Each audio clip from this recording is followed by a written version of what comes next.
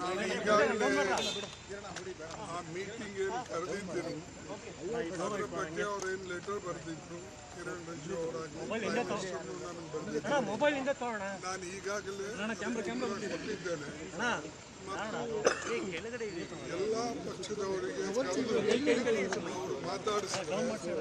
ನಾವು ಅದರಲ್ಲಿ ಭಾಗಿಯಾಗಿ ಸಲಹೆಗಳು ಆದರೆ ಅವರೆಲ್ಲ ತಯಾರಿ ಈಗ 15ನೇ ತಾರೀಕು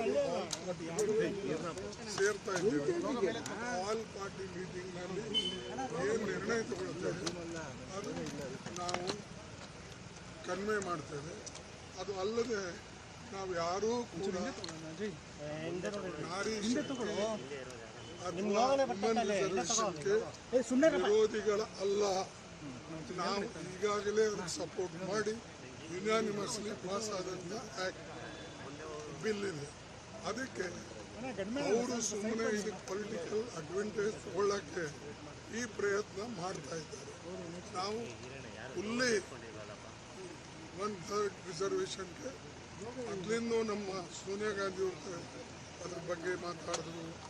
ನಾವು ಆಲ್ರೆಡಿ ಈಗ ಪಂಚಾಯತ್ನಲ್ಲಿ ಆಗಲಿ ಜಿಲ್ಲಾ ಪಂಚಾಯತ್ನಲ್ಲಿ ಆಮೇಲೆ ಕಾರ್ಪೊರೇಷನ್ ಆಗಲಿ ಎಲ್ಲದರಲ್ಲೂ ಕೂಡ ಕೊಟ್ಟಿದ್ದೇವೆ.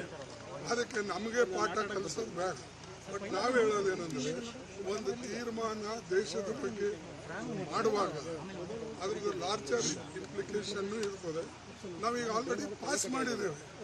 ಅದಕ್ಕೆ ಎಲ್ಲರಿಗೆ ಕರೆಸಿ ಯಾವ ರೀತಿಯಾಗಿ ಅದನ್ನು ಅನುಷ್ಠಾನಕ್ಕೆ ತರಬೇಕು ಅಂತಕ್ಕಂಥದ್ದನ್ನು ನಾವು ನೋಡಬೇಕು. ಅದಕ್ಕಾಗಿ ನೋಡೋಣ. ನಾವು 15ನೇ ತಾರೀಕು ಆಲ್ ಪಾರ್ಟಿ ಮೀಟಿಂಗ್ ಕರೆಸಿದ್ದೇನೆ. ನಾವೆಲ್ಲರೂ ಕುಂತು ಮಾತಾಡೋಣ.